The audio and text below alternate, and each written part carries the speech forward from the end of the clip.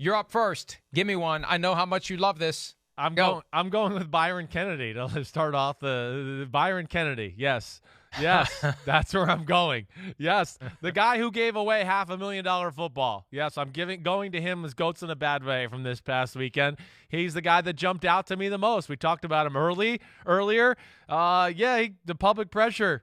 He caved in, definitely. And he left a lot of money on the table. And the Tampa Bay Buccaneers gave him a nice package. I hope they up the ante a little bit because it does not reach the value of that football. He wants to golf with Tommy. He should be allowed to golf with Tommy. When you said Byron Kennedy, my first thought was, who the hell does he play for? So well done there. I'm going to start with, oh boy. Let me go with Marquise Blair before we forget about the ridiculous helmet-to-helmet unnecessary hit on Jameis Winston that kept the drive alive, that resulted eventually in the game-winning field goal for the New Orleans Saints. I mean, so many of these roughing the passer calls are ticky-tack now. When you see one that is clearly a violation, it is jarring, and it makes you think, what is going through this guy's head? He's going in he knows he's going in hot, helmet first. Yeah, there's no doubt about this one. Right. Look at that. What's he thinking? Right. No, I'm with you, Mike. I mean, forget about Jameis Winston, too. This is where this player's got to get out of here because he's going to hurt himself. What if he misses the target here and hits the offense or defensive lineman square with his head down? So I'm with you. I mean, Pete Carroll and the defense were going crazy like that was a wrong call, and I wanted to be like, are you kidding me?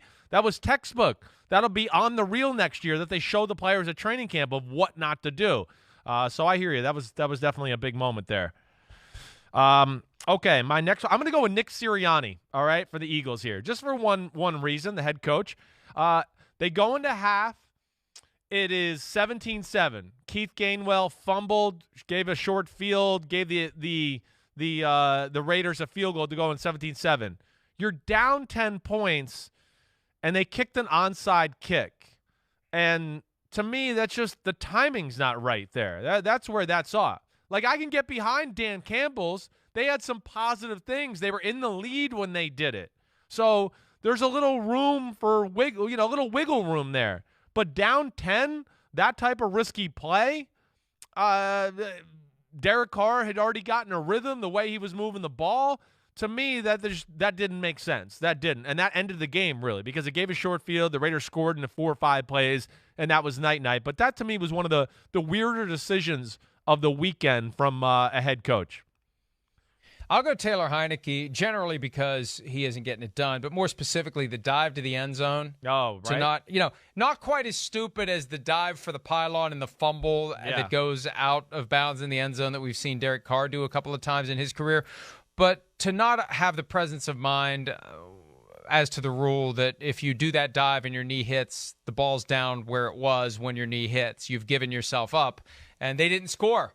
They had the ball right there, and they got stoned, and that was a big moment in the game. They needed that 7 points, and they did not get it. Chris, you're up.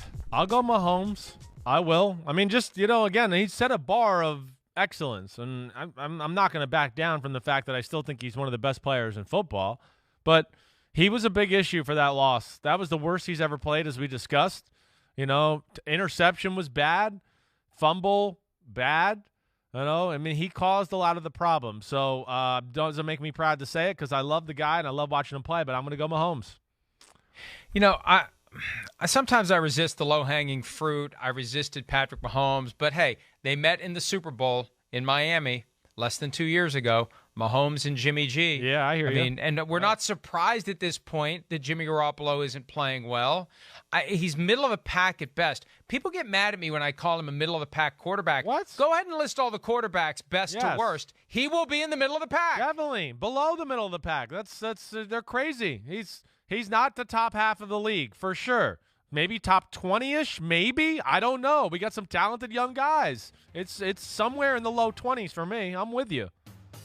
And the guy they gave up all that stuff for can't beat him out yet. Not a good sign.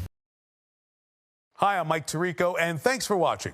Make sure to hit subscribe for the latest news and highlights from NBC Sports.